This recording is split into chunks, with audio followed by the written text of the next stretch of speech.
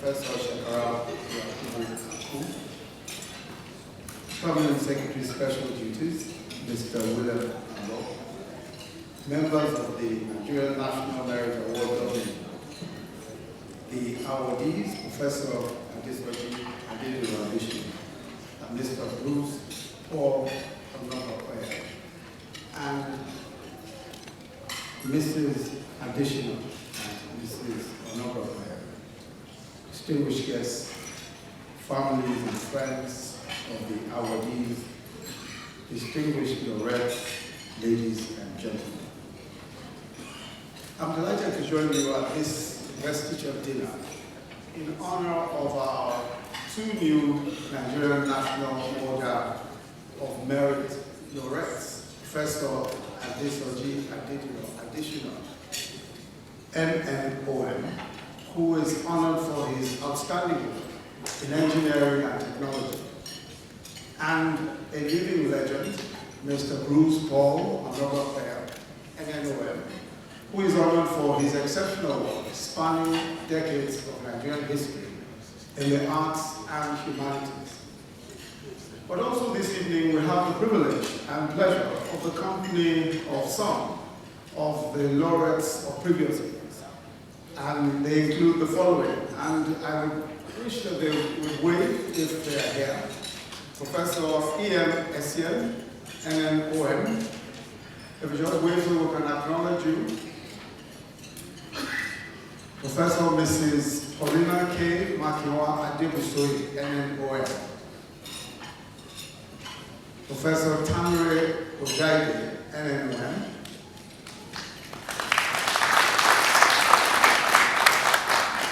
Professor A.O. Aina, NNOM. Professor Aina is here. Professor Bio Naji. Professor Hilary Ian, NNOM. Professor E.J. Alagon, NNOM. Professor Ayo Bagoshe, NNOM. Professor J.P. Clark, NNOM. Professor A.O.E. Animalu, NNOM. Professor P.O. Ebigo, NNOM. Professor Oyewale Tomori, NNOM. Professor A.F. Oluwole, NNOM. Professor B.A. Oshofison, NNOM. Professor Oladipo Adamalekun, NNOM. Professor C.A. Nolu, NNOM.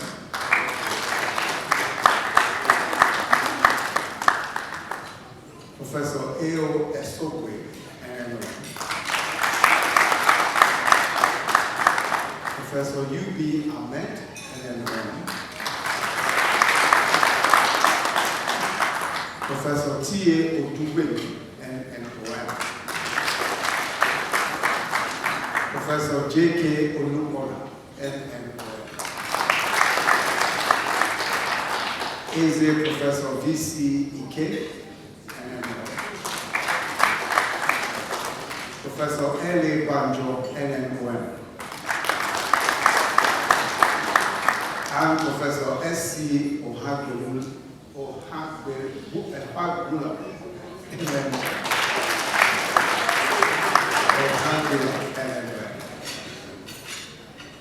Thank you very much. We're immensely proud of your outstanding contributions to knowledge and to the development of our nation and our world. We thank you very much for coming and for making the time to be here with us. Distinguished laureates, ladies and gentlemen, permit me to reflect briefly this evening on two strands of thought with which I have been occupied for a while, but which the events of today brought to the fore. The first is the importance of merit, and the second is the centrality of the humanities. This morning in the Federal Executive Council chambers, we were honored to to witness one of those special moments in our national life, the recognition of exceptional talent, years of consistent industry, and the conferment of deserved accolades on those who merit it. We are reminded on such occasions that the greatness, fame, and glory of nations largely relies on the hard work, creativity, and service of its best talents. And this is the best case that can be made for the promotion of a culture of merit and for policies that, as a rule, prefer the best, then make provision for quotas for the disadvantaged by reasons of geography, gender, or other factors. The best in our midst in their individual fields, in sports, in science, in technology, in the professions, in academia, in the arts, in entertainment, are given to societies to provide services and insights that only they can. In them lie the keys to the leaps from one level of knowledge to another for a people or for a nation. Consequently, any society that favors exigencies of any kind over merit has chosen to function at its suboptimal level. And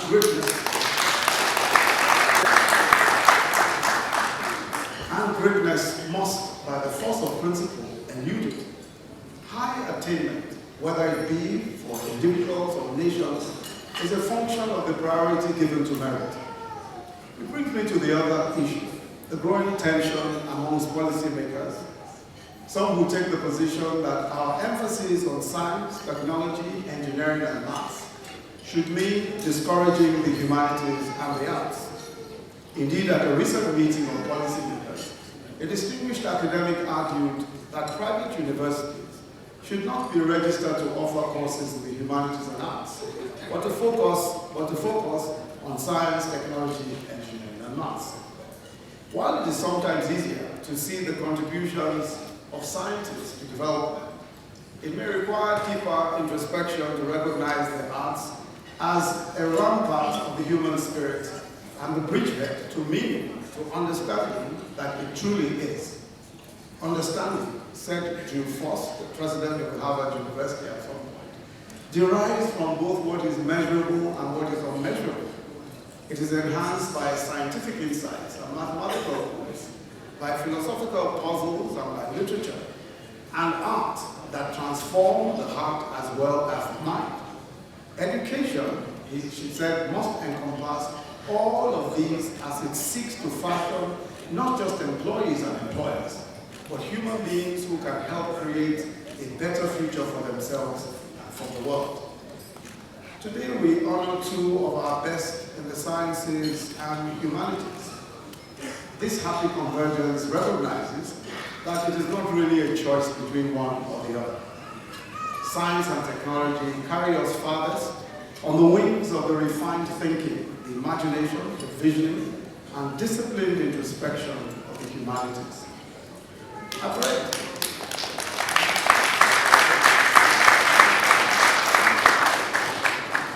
the communique which has been presented by the distinguished laureates.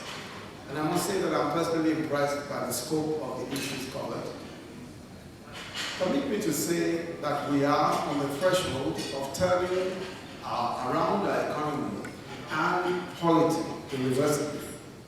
For me, the incredible revelation of the past years, the past 2.5, almost 3 years of which I've served in government, is that if we can deal with corruption and abuse of power, we would have resolved the most malignant of our problems. There is no way that a nation whose resources are looted by its custodians can succeed. And it is important that we bear in mind that as we tackle the issues of corruption, we must do so by way of process. The truth is that the easiest part is the arrest and apprehension of persons who have committed crimes against the state. The more difficult part of it is in reforming those institutions that have been corrupted by years of neglect, by years of the permission of impunity. It is those institutions that we must strengthen. It is those institutions that are important in being able to carry forward all of the reforms that we are putting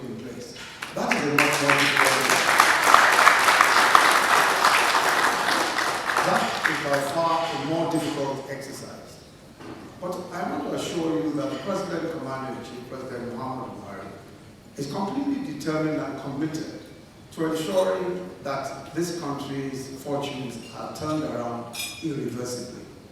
In conversations with him, he has said that that is all that he wants to devote his life to. And I'm completely convinced that God's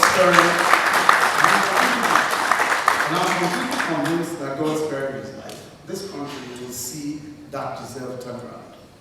Our special thanks go to the governing board of the Nigerian National Merit Award under the chairmanship of Professor Shekarau Yakubu and other members of the board's 4 specialized committees of assessors and external assessors for the excellent work they've done.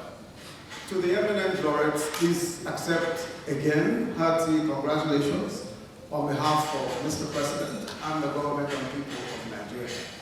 May your path from here on shine even brighter. In Jesus' name.